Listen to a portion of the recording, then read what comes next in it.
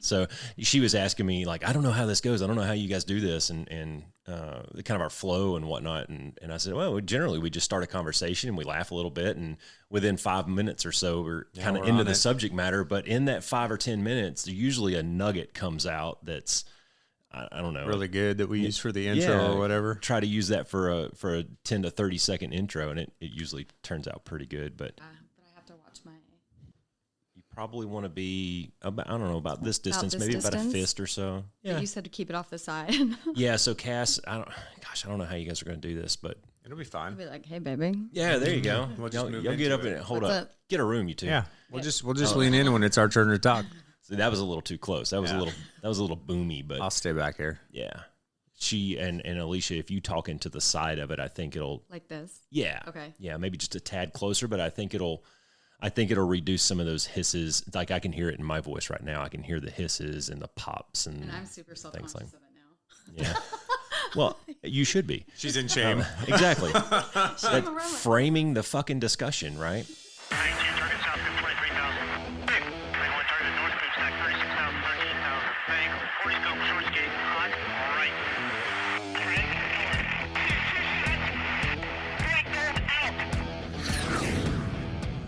This is the Be One Change One podcast, where our mission is to help listeners define values, practice integrity, and inspire change.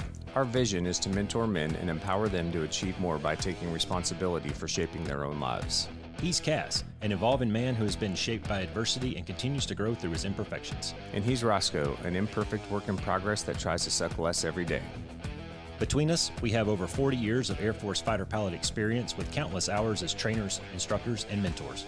Join us and learn to take responsibility for your own life as we dive into subjects from leadership to resilience to vulnerability. Be the one who changes their course. Be decisive, driven, and purposeful. Set the example for others. Lead. We wish we'd had this show when we were younger men. Be the one. Well, this is going to be interesting. Yeah, we'll see how this goes. I don't know how this dynamic is going to work, but all right. So how does every good fighter pilot story start? So there I was. I had just come home from slaying the dragon all day, doing the job. I walk inside, and Katie, her face was a shade of red that I hadn't seen in a while. She was upset about something.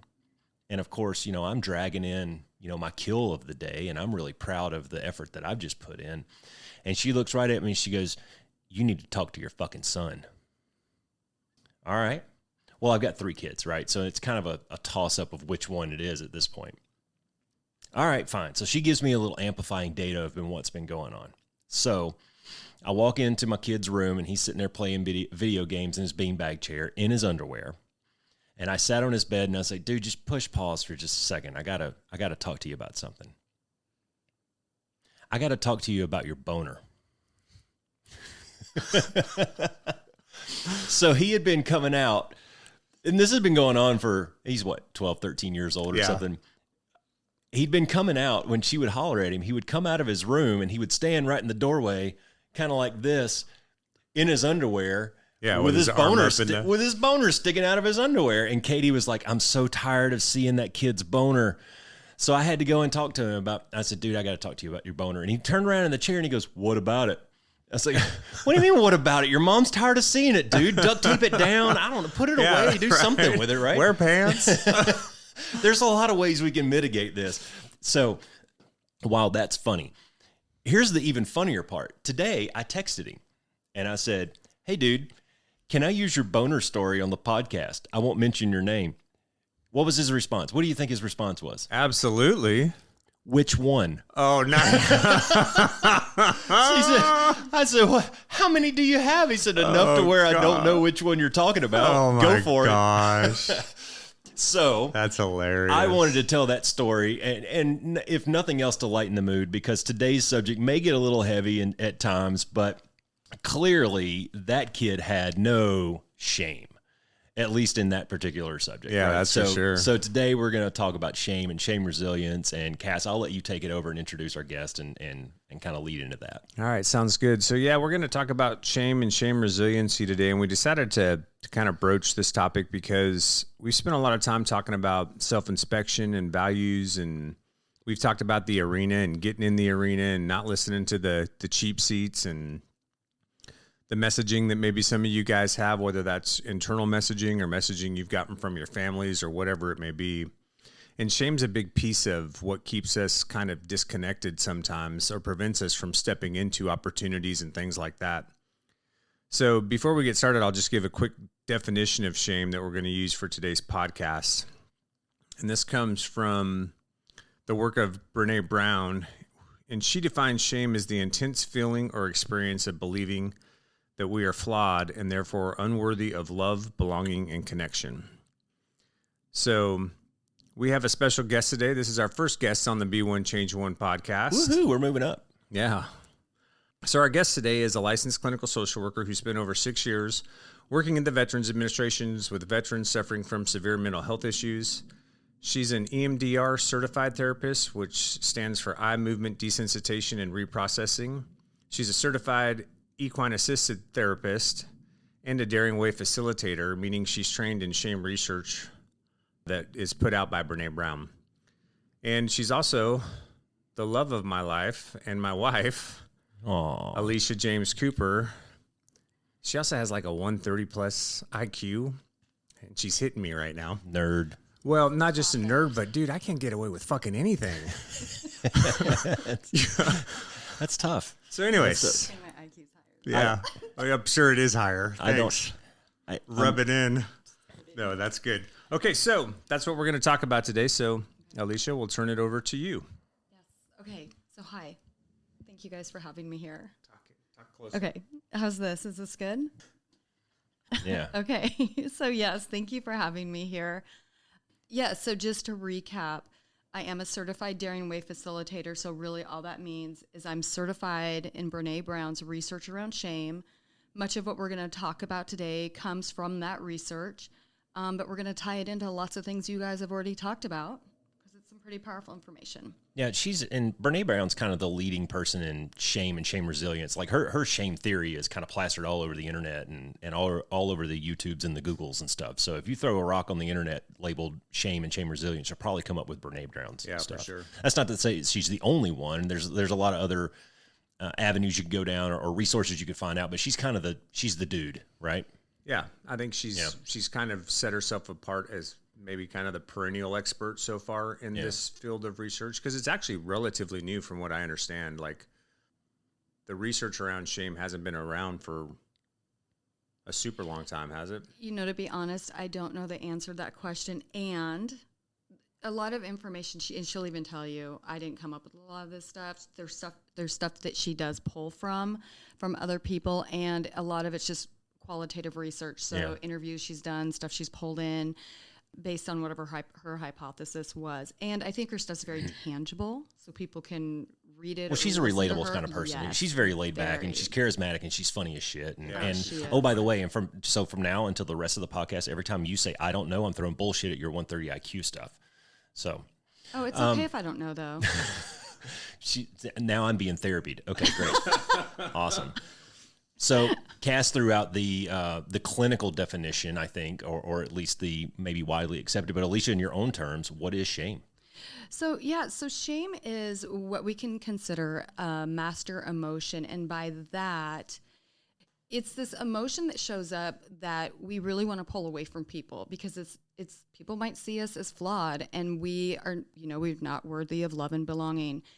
So if we want to get into some deep stuff for a heartbeat, and talk about attachment and connection, we are hardwired for connection. They've done plenty of research on babies that are touched and not touched, and babies that are not touched and held do not fare well and often end up very ill or dying.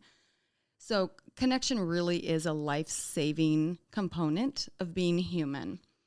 So when shame shows up, we might armor up to protect ourselves. We might hide who we truly are. It can be very disruptive to our connection. It's funny you brought that up about the connection thing, and Cass, jump in, dude. I was just reading today, and I started this new book, the Simon Sinek book. What am I about to say? I don't know. What is it? Good thing I own the editing machine. Yeah, right. Leaders Eat Last, Simon Sinek.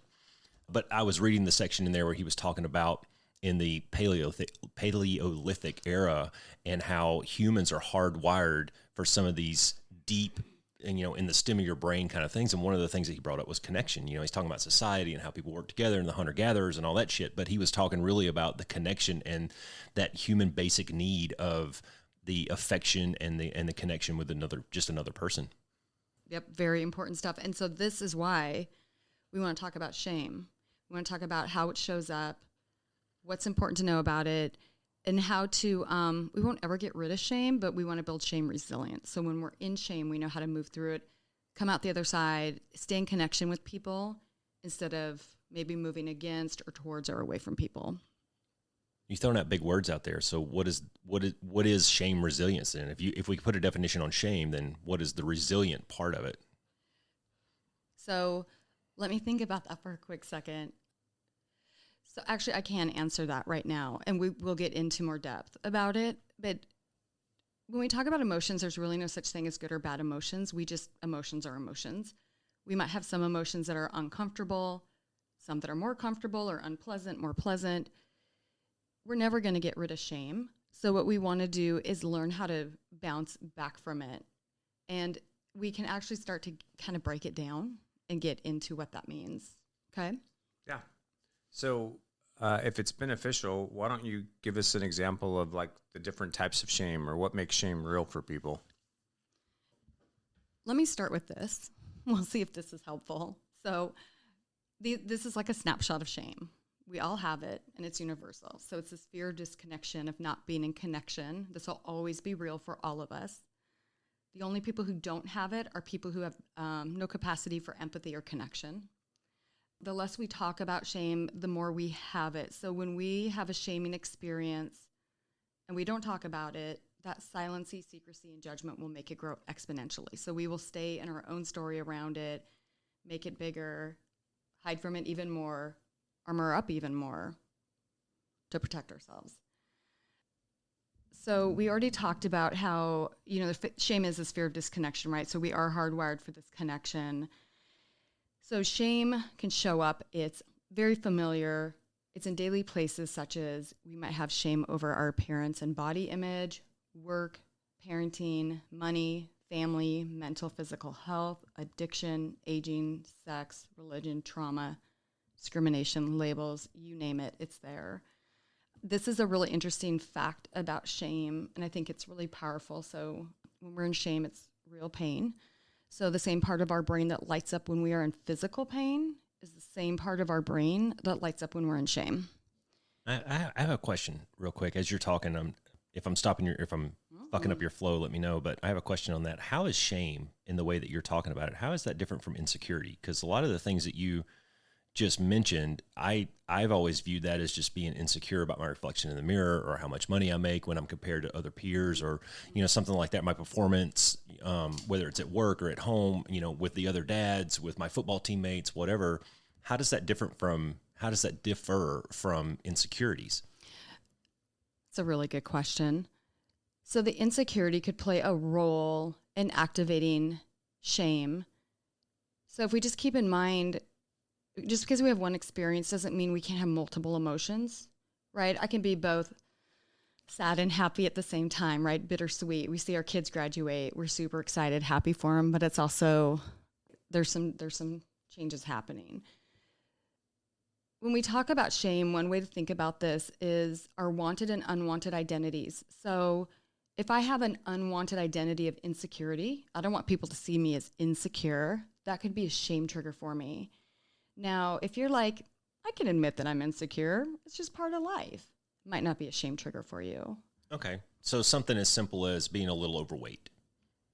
How can that lead to shame, or is that something that's in a different column or a different category? Or so I love how you're actually taking this very deep, Roscoe.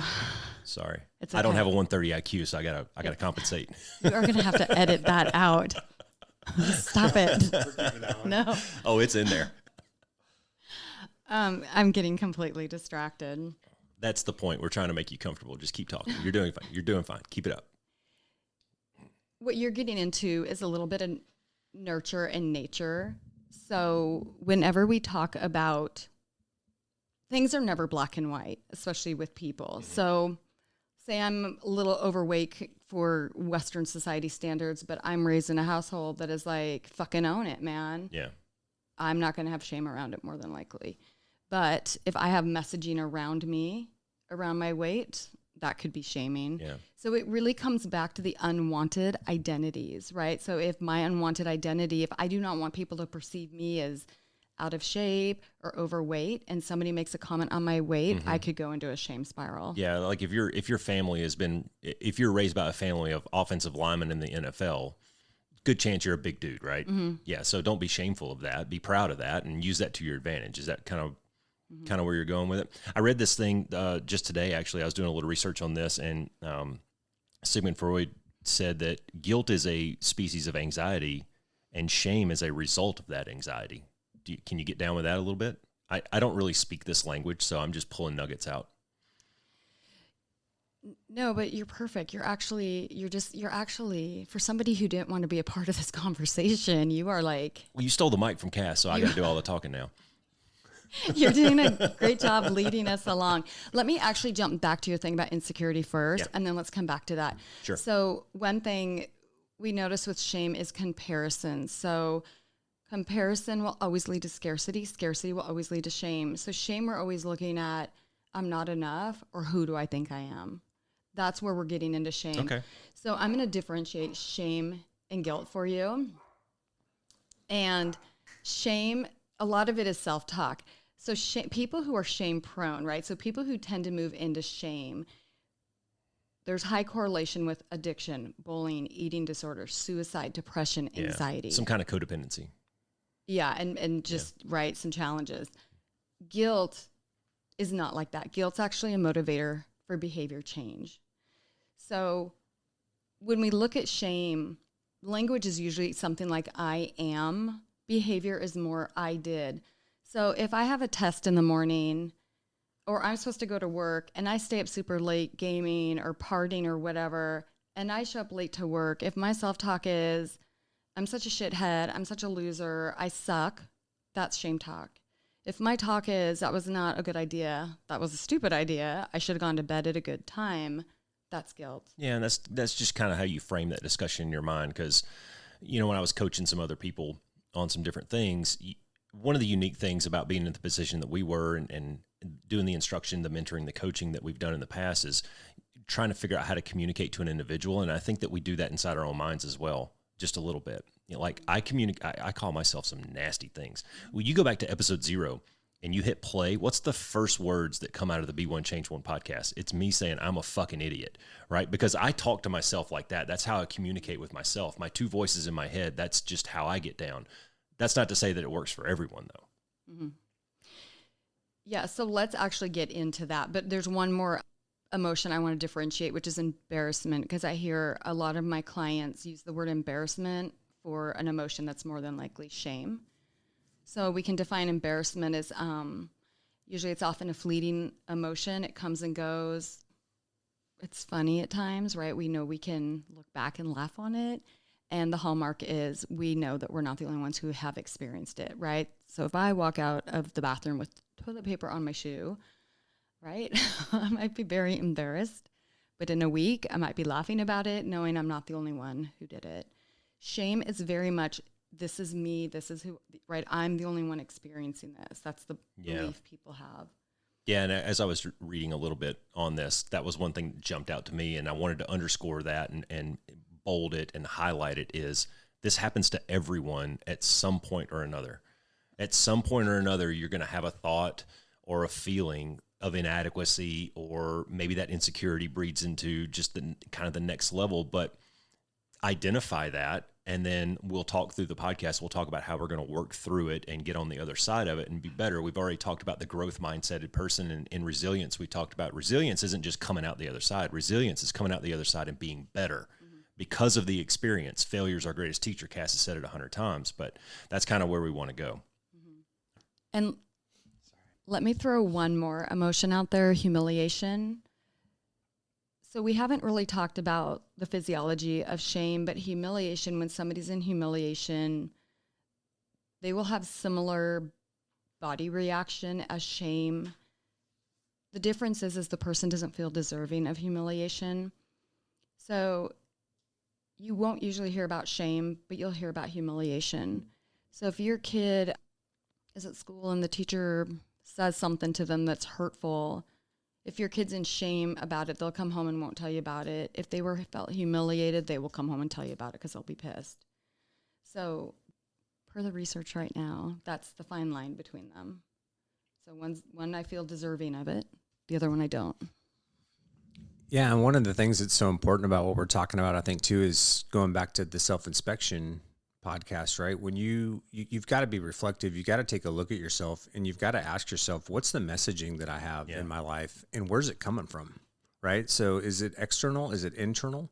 And what's it relate to, right? Because if we can't figure those pieces out and start to really understand what we believe about ourselves, and then through that defining values process, even if they're aspirational values, where we want to go and what we want to be, like this stuff is just going to continue to be a repetitive issue in your life, right? And so it's super important to understand, if you're operating in some ways in shame at times, because if you are, it's going to prevent you. It can prevent you, like Aleishia's saying, if you decide to armor up, if you decide to disconnect, if there's an opportunity in front of you, but you won't take it because you're so worried that unwanted identity of you not being a failure or not being good enough is going to be exposed and actually be true. Yeah. That's what we want to get you guys past. We don't want that for you. We want to get to a place where you can recognize those things, but you can also recognize that it's false messaging and that failure's okay. It's a part of life, and that you can step into that opportunity, that you can get into the arena regardless of the messaging around you and do the work. Yeah. And I think, when we go back into kind of our backgrounds about being part of these high performing elite teams and just the level that we were expected to operate at, that's really difficult. It's difficult to carry that torch every day. It's difficult to come to work with the mentality of, I got my ass. I told the story about passing my DCA ride, and it had 4 X's on it. Man, I was getting my nuts crushed for 4 straight rides. And man, it's difficult to go in to work the next day with your chin up and your chest out and go, I got this today. Yeah. But you and all of these things tie together like a big old knot, where we talk about confidence and getting rid of your ego and taking that constructive criticism and all these things, how they tie together. Yeah. The humility. Yeah. Well, but all of these things they're articles in the story that you have to tell yourself every day. And to a degree, you have to have some confidence about yourself and go, you know what, no matter what happened yesterday, I'm just going to persevere, man. I'm just going to press forward. Yeah. And if we haven't talked about like the format that we used to debrief by, but when you have those situations in your life, they're all learning points, right? They're all things that you can take away and go, okay, you can start, like you've talked about, you debrief yourself all the time. You can deconstruct what happened and go, okay, what was the overarching issue? Yeah. What was the root cause of that issue? What were all the different things that played into that? Yeah. And then we can get to, okay, that was the instructional fix. This was the overarching piece that led to that failure. Mm-hmm. And now I know what I need to fix for next time. Yeah. I just did the same thing with the book. Yeah. Sitting there trying to deconstruct everything over the last 2 years of what were the contributing factors to why this book didn't land as hard as I thought it was going to land. And it's just a process. We're going to do a whole episode on the debrief process, because you can apply it to anything. I've applied it to moving across the country with my family. Apply it to, why was I late for picking my kids up at school? What happened? And you just, it's a process that you deconstruct these things. And I think we can do the same thing when we're talking about the shame and how we're going to come out the other side of it better for the experience. Yeah. And I know this stuff is a little deep, guys, but seriously, like if you don't recognize or don't know that you have these messages in your life and that you do have or operate in shame, we got to get you broken out of that, because it's going to be really difficult for you to move forward into things if that's what's going on for you. Yeah. And I don't know if there's is it a stigma? Aleishia, you'll be able to talk smart to this, but is there a stigma around the word shame? Because it just sounds, I don't know, bad. That's probably not the right word, but it sounds bad and hurtful, and nobody wants to say, yeah, guys, I'm carrying around some shame today. No, that's spot on. Yeah. We can even experience shame listening to other people speak their shame. So it is. That's why it's called a master emotion, because it is so impactful. In fact, one of the pieces of shame resiliency is knowing not just what your shame triggers are, but how you experience shame. So there's actually physiological components of this. We might move into like a fight or flight or freeze response, right? There's parts of the brain that go, hey, this is not safe for us, right? Because we're experiencing disconnect. So some people might notice sweating. Some people might notice an increased heart rate. They might get tunnel vision. They might feel smaller. They might have like this warm wash that goes over them. Everybody's a little different, but one of the things you want to understand is, what are my physiological symptoms when I experience shame? Well, yeah, go into some of that. So, I mean, because the part of the process here that we've been trying to teach through this self-awareness, self-inspection kind of thing is, first of all, you have to recognize it, what's going on. So give us some tips and tricks on how we can recognize that maybe we're suffering from some of this. Yeah, so it's like with any emotion, just when you start to notice that you're having a reaction of withdrawal. So let me back up a little bit. When people are in shame, they tend to deploy shame shields.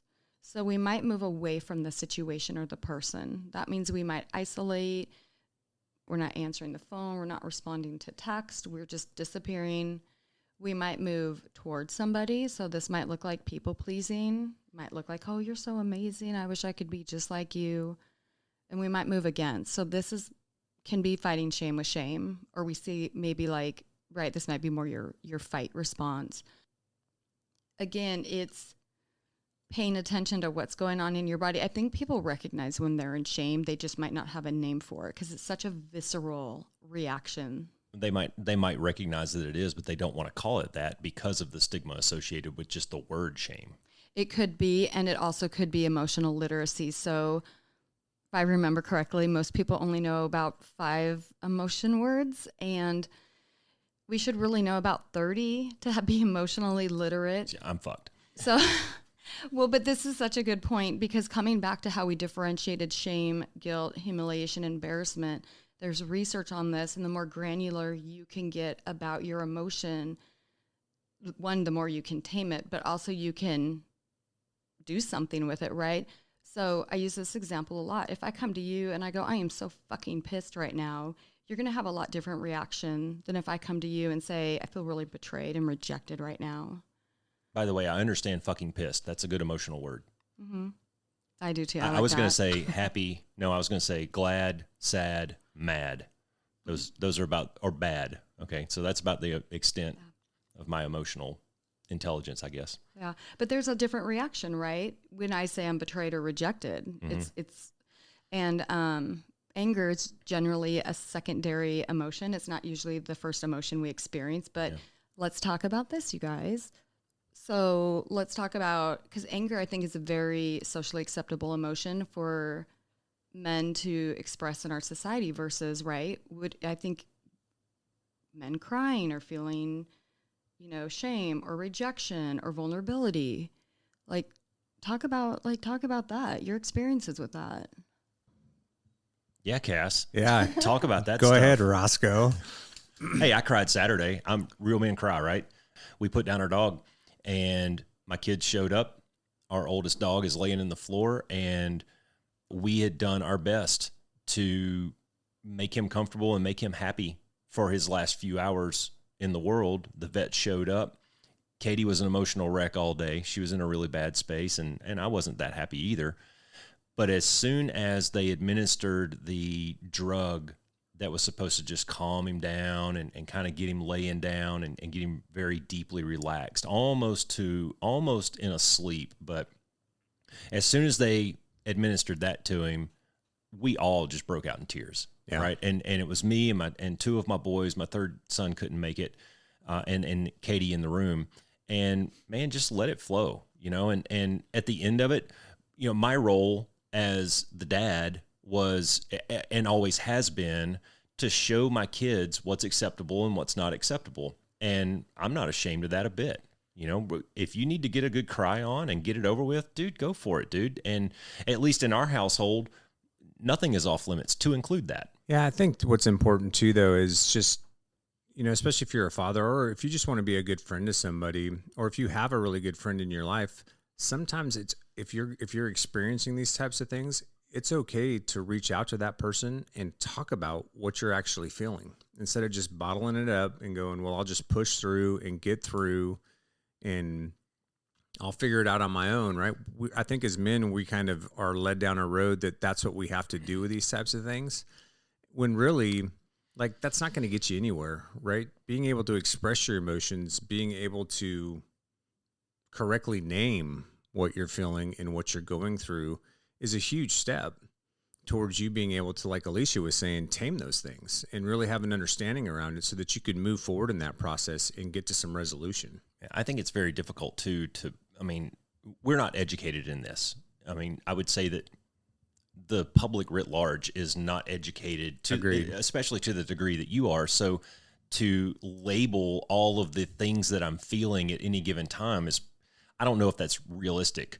But the more you talk about it, I think you can start to associate some things, some feelings with some behaviors or whatever. You know, if you walk into the house and you punch a wall, you're probably angry at something. And I think the more discussion you have around that, I've been trying to be, this is one of the things that I've been working on just personally in my life, is being more open and vulnerable to Katie about what I'm feeling about whatever the situation is. And, you know, the last couple of months for us have been really trying and really tasking. We've had a lot of big muscle movements in our life, and our relationship has had some friction.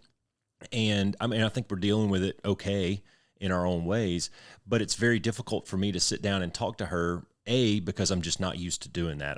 I'm more of a bottle it up kind of guy. Yeah. But the more I've done it, the more I talk to her, I think the better and the more fluent I get in that.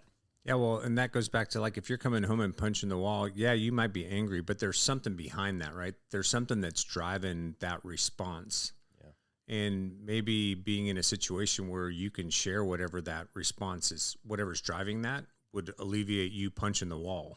Yeah.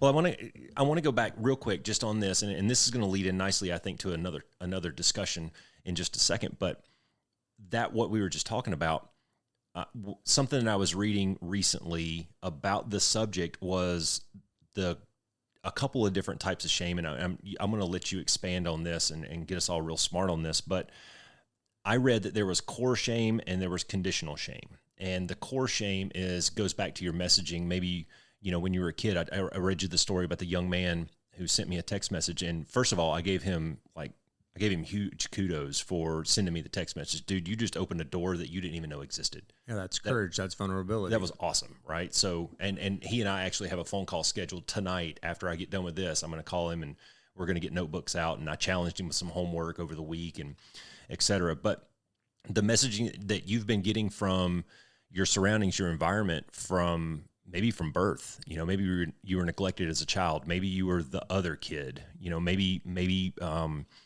you just had some mistakes in your life that you were never forgiven for. Or maybe you were tasked with harboring a family secret that's just weighed on you for many, many years or something like that. That kind of goes into that core shame that you carry around with you all the time, versus a conditional shame, maybe something that happened today, you know, based on a reaction or your body's reaction to an event that happened. I busted my sortie today. That's not necessarily core shame. That's my reaction to an event that happened today.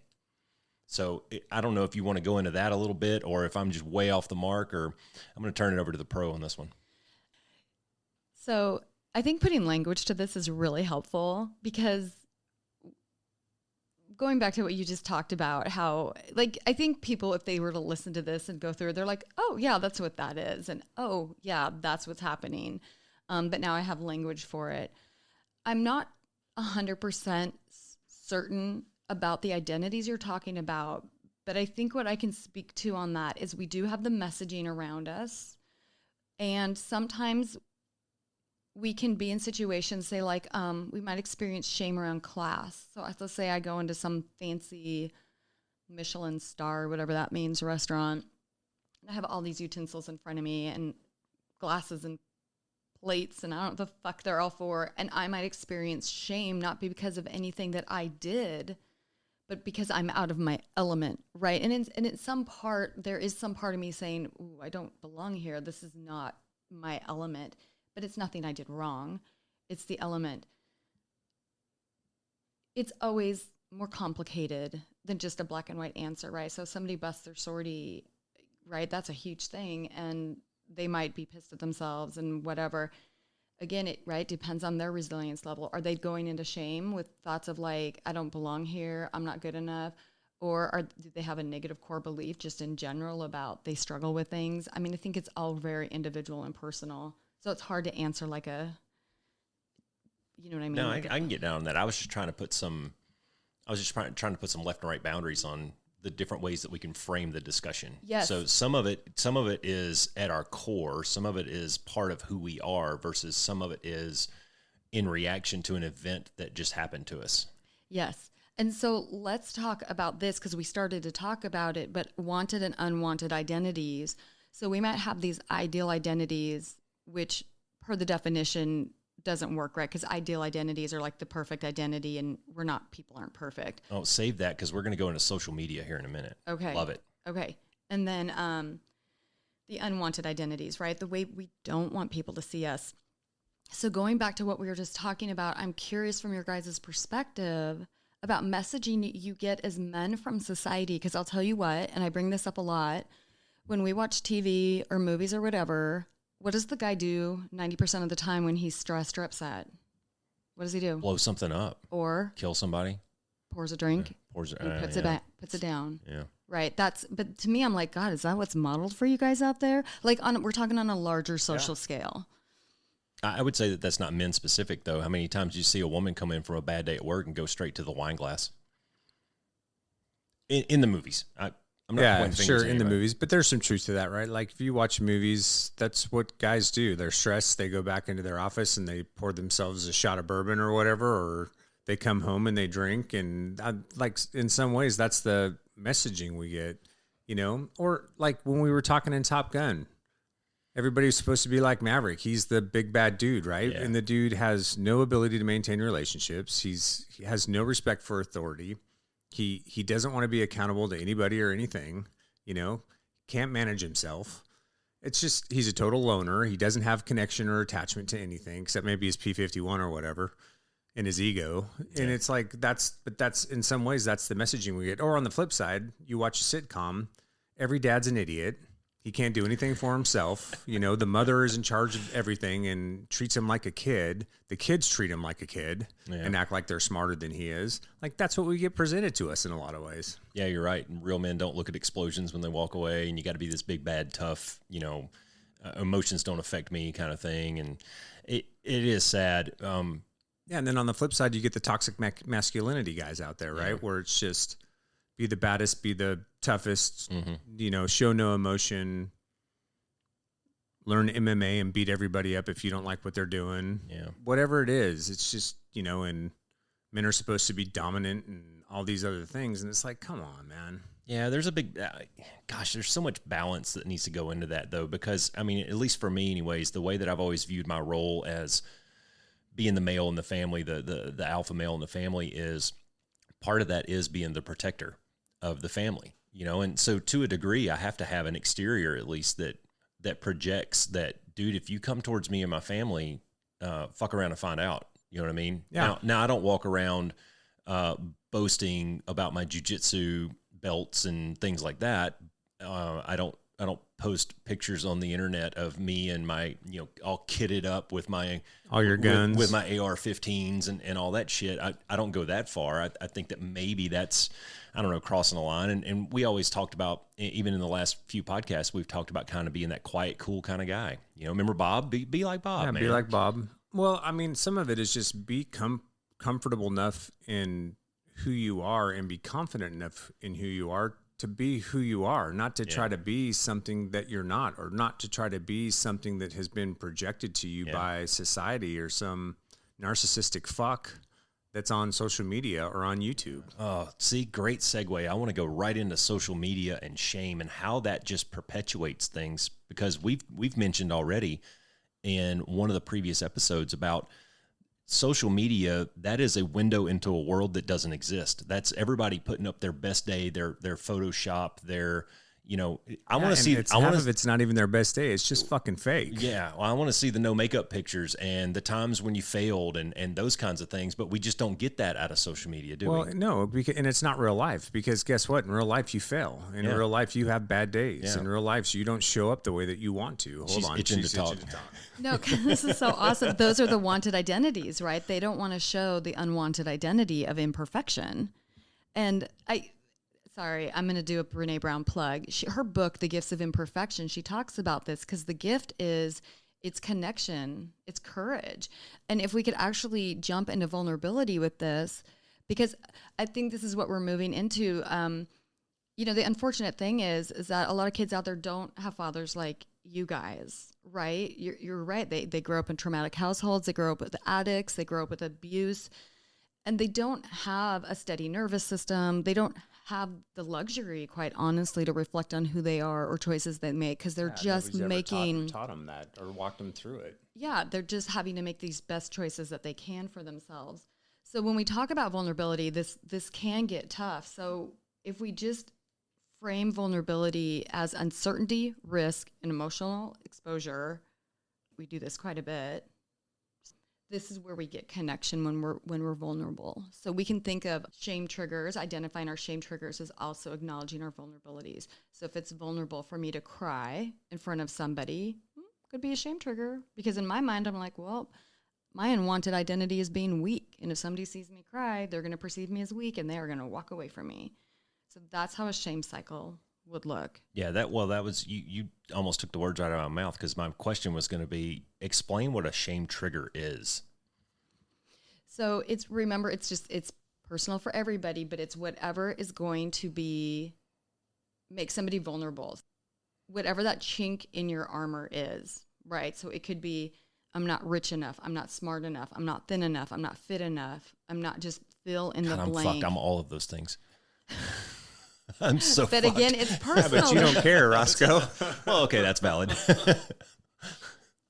Yeah, I mean, it really is personal. Like, and you know, if my shame trigger is, because let's say I was raised thinking that, like, hey, crying's weak, because that's the messaging I got, that could be shaming for me. So anything that I believe, and remember, it's my internal perception of what you might think is going on with me. It's not an external thing. It's not you actually telling me. Yeah, well, that's the theme of the podcast. Is most of the shit that we talk about goes on between your ears. Yep. It's so individual. Yeah. Do you guys mind if I jump into vulnerability really quick? Go for it. No, go for it. You own the show. Go. Okay. All rights belong to me now. Yeah. Okay. Wait a second. We have rights? Yeah. Hold the hell. All royalties? No, I was told there'd be no math, remember? Yeah. I'm in shame now. Okay. All right, so let's just talk about myths of vulnerability really quick. So when you two hear vulnerability, aside from the definition I just gave you, what do you think about when you hear the word vulnerability? Well, I mean, I think the way I used to think about vulnerability was it was scary, and that it was something to avoid, because I didn't want to be seen as weak or incapable or incompetent or, you know, not ready or not prepared, especially in the fighter squadron. You know, you get asked questions all the time. You're supposed to know the answers. When you become an IP, what's one of the first things we teach instructors? It's okay if you don't know something, but you need to know where to find it. Yeah. I'll get back to you. Yeah, it's okay to tell guys, hey, I'm not quite sure about that. Let me look into it. I'll get back to you. Yeah. But, you know, knowing what I know now, I mean, vulnerability and understanding those pieces of myself is really actually courage, because it allows me to face those things and recognize those things, and then be able to move more into the person that I really want to be. To really walk into that identity that I want to have and how I want to show up in the world, which is why the defining values piece of what we've talked about, I think, is so important. Yeah. Because if you don't understand those things, dude, it's going to be impossible for you to move into any of this. If you can't figure out what your value system is and what those core beliefs for you are, then how do you combat any of this? How do you even recognize how to combat it, or that any of this is even going on for you?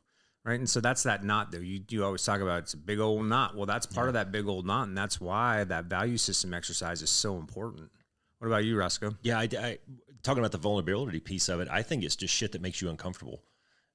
And it could be anything.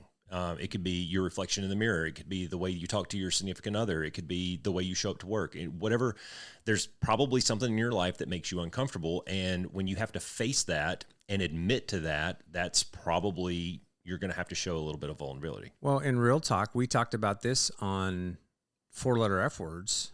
I guarantee you our brothers who we lost in the last 3 months were in a ton of shame. Yeah. And they lacked the capability to talk to somebody about it. And they lacked the ability to have the courage in that vulnerable spot to reach out and ask for help, right?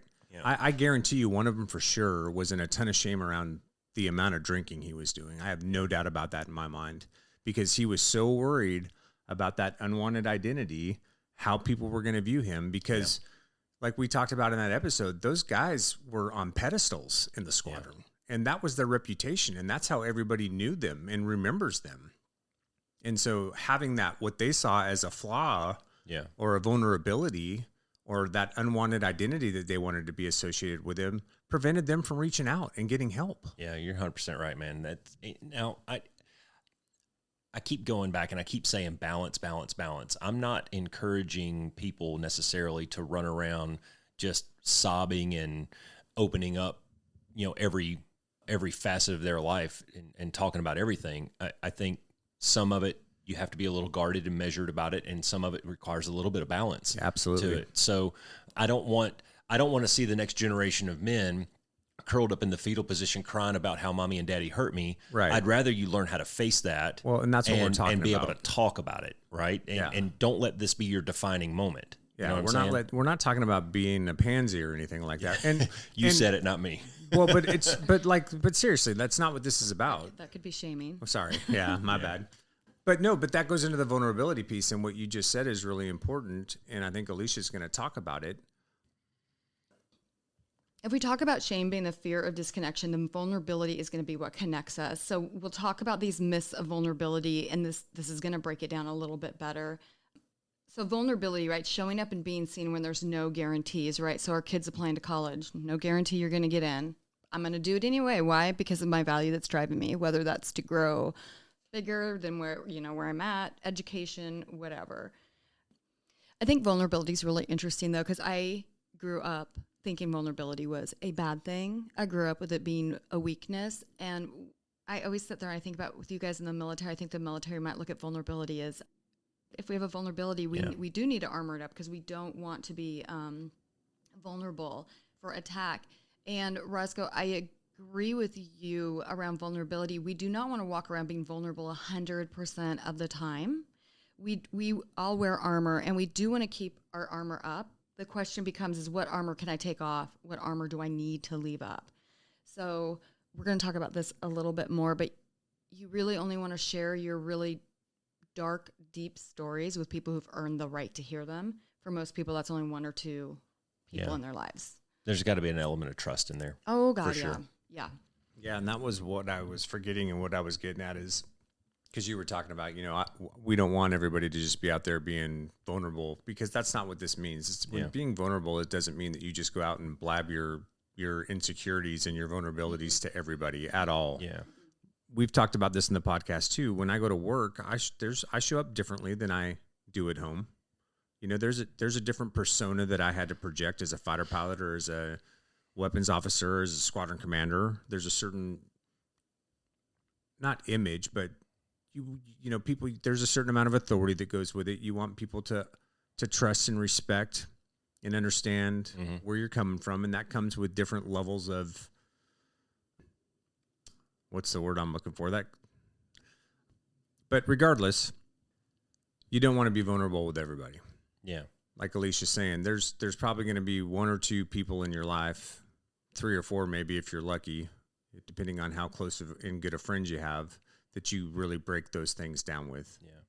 What was the episode where we were talking about the 4 different types of people that show up at work? I think it was just the Q&A episode that we did. It was the Q&A where we were talking. Yeah, and you were talking about the passive aggressive guy and this idea that, and I kind of gave the example of I had 4 or 5 people stop me in the hallway. Hey, Roscoe, how you doing, man? Oh, I'm doing good, which was a fucking lie because I was having a shitty day, right? Yeah.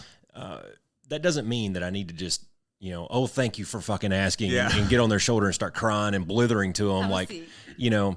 How long do you got? Yeah, exactly. But, you hit some good points there. Like if, when you're in the workplace and you show up and you're moping around and you're, there's obviously something physically upsetting you. I would be able to tell if I walk past your office and you're sitting there with your hands or with your face in your hands and you're crying. I'd be like, oh, something's bothering Cass today, But I think as men, part of the messaging that we get is you have to be able to turn it on and turn it off. And there's a time to do this and a time to not to. And you guys are even going one layer deep and going, not only is there a time to do it, but there's also people specifically those trusted connections that you do it with. Yeah. Definitely. Because when we share shame or we speak shame to somebody, we want them to have empathy. Empathy is the antidote to shame. So we want somebody to be able to connect with the underlying emotion, the underlying experience we're having, hold space for it, and let us know we're not alone. So almost normalizing the situation, if you will. And well, that's just such a key piece of it, right? Because I think so many times when we're experiencing these types of things, we think it's unique to us, and it's not. No, well, we already highlighted early in the episode. Yeah. This happens to everybody. You're not alone. You're not alone in any of this at all. And that said, going back to the people that you share these things with, this is why, going back to your one of five, this is why it's so important who you choose to have around you as well. That's right. You don't want people that are going to make fun of you for something. You want people that believe in you, trust you, support you. I mean, right, there's always some good old boy ribbon that goes on, sure, especially in a fire squadron. We were in the wrong career field for that. No doubt. But you know what I mean? When it comes down to something that's really intimate and meaningful, you don't want people that are going to poke fun at you for it. You want people that are going to listen and be understanding and help you find solutions. Well, I've shared things with you in the last few weeks that have been bothering me that, I haven't shared with anybody else outside of maybe Katie. Yeah. And so you have to have these trusted souls, these trusted agents that you can, and you know what? I mean, I don't want to steal all of it here. I'm going to give it back to you right after this, but maybe you have different people for different types of things. Maybe you'll sit down and talk to your wife about one thing, but you know what? I just need a bro to hear me out for 10 minutes, and maybe give me a man's perspective or a dad's perspective or something like that. If I'm feeling, maybe I'm feeling some sort of emotions towards my kids and I need another reflection of a dad to give me some. We used to do that in my office all the time. Yeah, exactly. Yep. All right, Aleishia, you got it. Okay, but now I want to talk about trust. Yeah, go for it. Because it's so important. So trust runs on a spectrum like everything else. But it's so true because we might go to Starbucks and get a coffee and trust they're going to make our coffee right and trust they're going to charge our, card right, but we're not going to trust to share a secret with them or maybe give them our car to drive away with or loan them money, right? I might trust somebody to watch my dogs, but it doesn't mean maybe I'm going to, I don't know if my kids were younger, babysit my kids. I don't know. Like, I might trust like people to stay on the right side of the road, but again, doesn't mean I'm going to get out and give them my phone number. So trust always runs on a spectrum. No, that's valid. Yeah, so we have different people in our lives for different things. And one of the metaphors Brene uses that I really love, it's called a marble jar. And she talks about trust is very behaviorally specific. And we can think about things like, do people respect our boundaries? Are they reliable? Do they show up? Are they accountable? When they screw up, do they come back, circle back, apologize, make amends? Do they hold confidence? So if we share something or somebody else shares something, do they hold it and not share it with other people? Do they walk in their integrity? So do they choose courage over what's fun, fast, and easy? Are they non-judgmental? So can I go to them, share something with them, and will they stay out of judgment? And can I stay out of judgment? And do they give us the most generous interpretation of our actions, right? Do they give us the benefit of the doubt? So we can think about people that we really do trust and look at them and go, what behaviors do they do that has instilled trust in me? And the marble jar is cool because the more behaviors they have to instill trust, metaphorically speaking, you put marbles in the jar.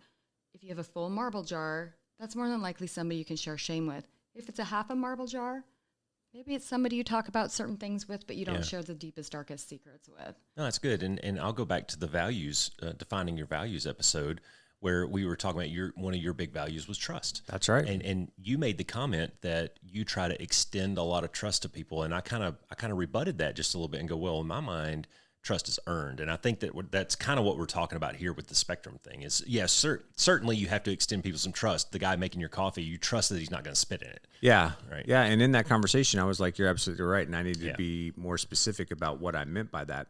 But a lot of that conversation around my values too, you can see the bits and pieces that she was just talking about. That's what I try to strive to be to the people that are important in my life, because that's how I establish trust. Well, it's okay if you're not too. I mean, maybe that's internal to you. That's somebody that you want to be that kind of guy. But if I don't pick you, man, I mean, that's fine. At least I pick somebody else. Yeah. Well, and I don't do that with everybody. I don't do that with my neighbor across the street who I barely know. Yeah, because fuck that guy. Right. So no, that's great. The big topics or the big line items around shame. What gaps are we missing here? What questions have we not asked about shame? Because I want to move out of what it is. I want to move into, how do we defeat this? How do we move past it? How do we come out the other side a better person for the event? So we don't necessarily defeat shame, right? It's just the resilience with it, knowing that we're not alone. And we, like you're saying, we can move through it. How do we move from, all right, I had the event, or my messaging has produced in me a feeling of shame. I've identified it now based on the conversation that we've had, which was all really good stuff. So now what? Okay. So then we're going to practice critical awareness. So the questions become, can I understand how shame is working, right? Do I recognize it's at work and recognize when we're experiencing it? And then have the questions about what's happening around me rather than defaulting to believing that something is inherently wrong with me. So we're checking the messaging, we're reality checking the social, family, community expectations that fuel that shame, right? So we're just challenging them. And then when I'm experiencing shame, can I stay mindful that when I am what I am experiencing is universal and I'm not the only one. So that's practicing the critical awareness around it. Yeah, and I think what's so important in that is so many times when we've been fed messages, or if we start to believe specific messages about ourselves, what you have to understand is that is not you. That is not inherent to you. There is nothing that you're being told about yourself or that you've been told about yourself in the past that is true and can't be changed. Yeah. I want to be careful here, at least if I were to try to communicate this to a young man. Your performance is notwithstanding some of this stuff. Like, dude, if you suck at basketball and people keep telling you suck at basketball, it's not something necessarily to be shameful about. You're not that talented, man. I mean, I used to joke with my kids when I was coaching them that everybody has a talent, and maybe we have to find yours through process of elimination, but your performance at the end of the day may dictate some of this stuff. That's true, right? We all have inherent skills and talents that we have. And what I would say to that is, if you love basketball and you want to try it, have the courage. That's your arena, right? Get a step into the arena, give it a shot. You may fail, and that's fine. And then you pivot and you go, okay, well, but like you're saying, process of elimination. We've said this before on the podcast too. Sometimes figuring out what you don't want to do is just as important as figuring out what you do want to do. I guess the way I was thinking about it is like, okay, Caleb is 6'3", about 175 pounds, and he can dunk a basketball with two hands. Versus some of his friends are 5'10", 300 pounds. And if they were to go home at night and compare themselves to Caleb, that could be a shame trigger for them, right? Whereas, dude, you're just not built like a basketball player. Now, if you want to go out on Friday nights and just have fun with the boys, that's one thing. But if you're comparing yourself to the dudes who are playing in the NBA, that's quite another, and that's a different subject. Yeah, and so like we said earlier, comparison leads to scarcity. Scarcity leads to shame. So again, there's the stuff is always layered, right? So if you have somebody at home telling you, yeah, great job, you went out, tried out, that's all the best you could do, and that's the messaging they've gotten, probably going to bounce back pretty good. But if there's some covert messaging around being good enough, or they don't have the support they need, they might go into shame. Now, if they're practicing shame resilience, they might stop and go, okay, that's obviously messaging that I've got from my family. There's nothing really inherently wrong with me. Yeah, you know what? I'm not built for basketball, but I went out and tried, so I rock. Yeah. So how do we move through it? What are the tips and tricks that we can tell ourselves? So once we recognize we're in shame, we're practicing critical awareness. So again, the stuff gets deeper, right? Because you've got to do work, right? So like you guys talk about in your podcast, right? Like maybe that self-inspection, values, sometimes it's therapy, having somebody you can talk to. It's having people reflect back to you and taking time out to look at that messaging. And to be honest with you, again, I think unless people have really, like a really good parental structure at home, people's brains don't finish developing until they're 25. And they're not always in a place in their early 20s to have a lot of self-reflection, again, unless you have people around you who are doing this with you. So it's just it's practice. It's just practice. And you're going to do it for the rest of your life. People who have the best shame resiliency really know their messaging. And when they go into the arena, they go to be vulnerable. They basically are looking up at the stands going, yeah, I see you guys. Go ahead and wave your flags. I expect you to be here, and I'm going to do it anyway. And if I fall right in service of my values. And I know I'm not alone. So and daring greatly. Yeah. What's the difference between, if I'm a 18 or 19-year-old kid, what's the difference between these two kids? One of them was told he was awesome and you're the best. You're just the best. You're the best.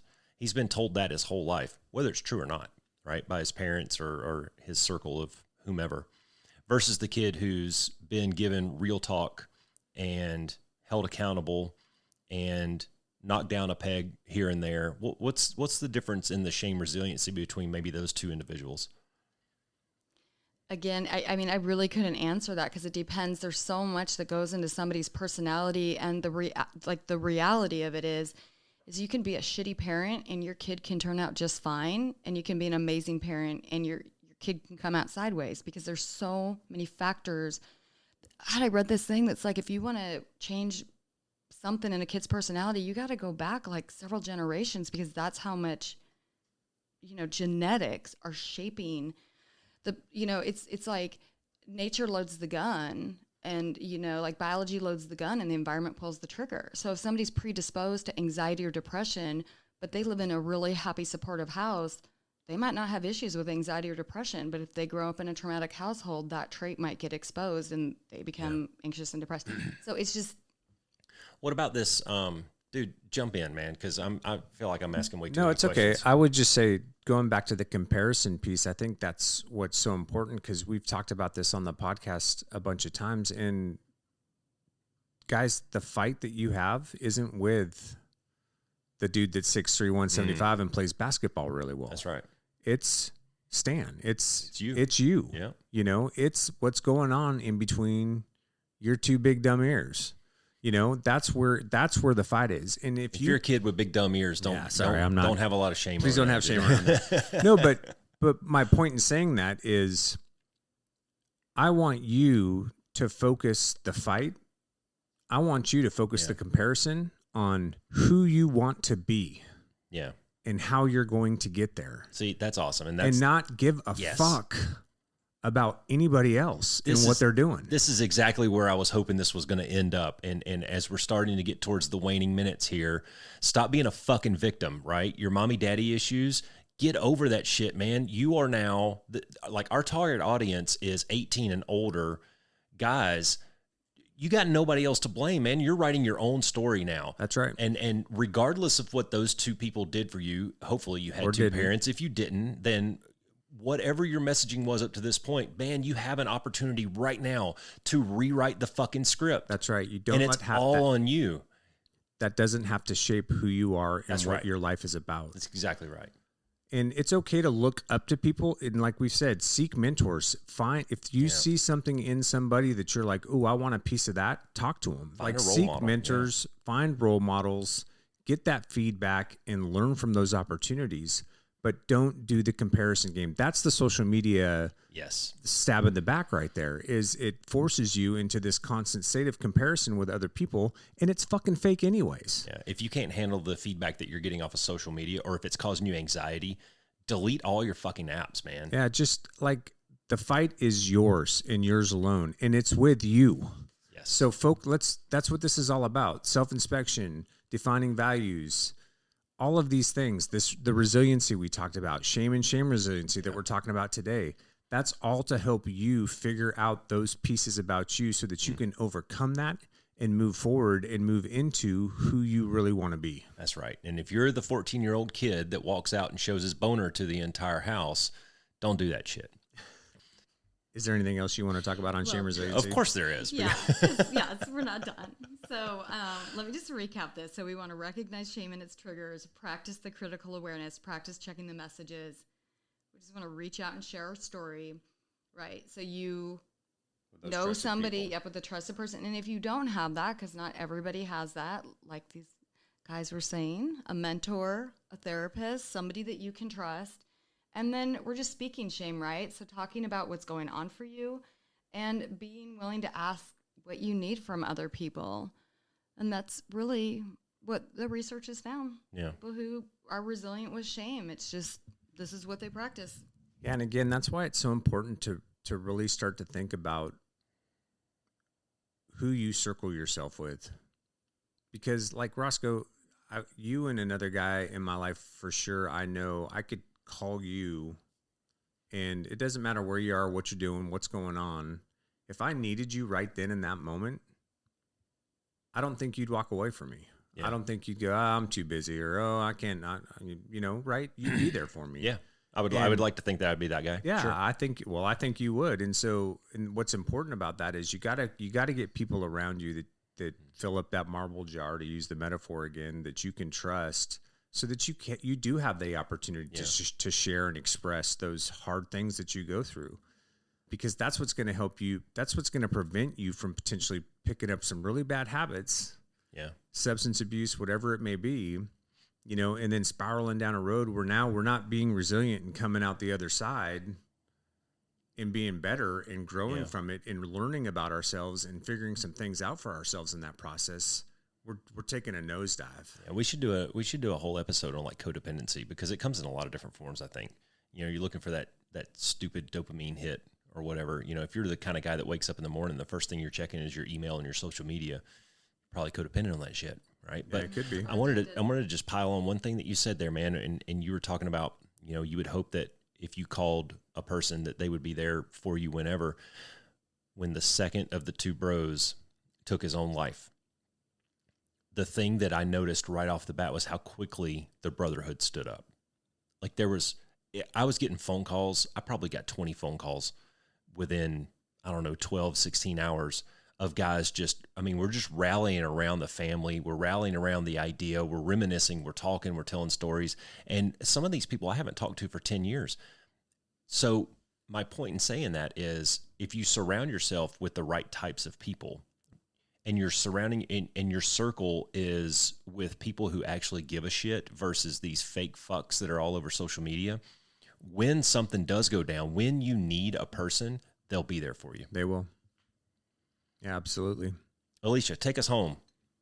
Yeah, I think the last few things I would say, just to wrap this up, is just that vulnerability without boundaries is not vulnerability. So vulnerability is about trust, intimacy, and connection. So when you talk about social media and people are sharing shit on there, that's not necessarily vulnerability. The other thing to think about is just that we can be both brave and afraid at the same time. And vulnerability is courage. Cass, what else, man? No, I agree with all of that. We've talked about that on the podcast several times, about showing up and being vulnerable, being courageous enough to choose that courage over comfort and to step into something, even though you know that you may be exposed, even though you know that you may fail, even though you know it may not go right for you. Dude, that's fucking courage. Like you've talked about with other things too, asking for help, saying, I don't understand this, or I don't know how to do this. Can I get some help here? That's courage. That's vulnerability. Yeah. And it's okay. That vulnerability comes in a lot of different forms, I think, too. And obviously we'll have to do a show on that, and Aleishia will be another guest when we get to that point. She can throw her 130 IQ around the room like she has today. I know, right? That was, hey, for our first episode with another person in the room, What do you think? I think we did all right. Yeah, scale of 1 to 10, that's probably, I don't know, probably a 7 or so. I mean, we can obviously get better. Good. Yeah, we need more equipment though. So we need for all microphone. The listeners out there, donate fucking money to us so we can buy better shit and we can do this mo better. So I'll set up a Patreon account so everybody can just start throwing cash at us and shit. Yeah, and we can go buy Aleishia her own microphone so I don't have to see her with my finger on the slider the whole time. So, all right. What else, dude? Parting shots? Be the one. Be the change. Thanks for flying with the Be One Change One podcast. If you got something out of this show, then be the one and share it in your circles of influence. You can be our wingman through our website at www.be1change1.com. That's B and the number 1, change and the number 1.com. We invite you to be the one and join our fighter squadron on social media at Be1Change1 on Facebook, YouTube, and Twitter. You can follow us at Paul Roscoe White on Facebook, Instagram, and LinkedIn, as well as Roscoe's website, www.paulroscoewhite.com. You can email us from the website and please leave comments, share, and ask questions, or leave ideas of things you would like to discuss on future podcasts. Most importantly, be the one that helps us win the algorithm by leaving a review on whatever platform you're listening on.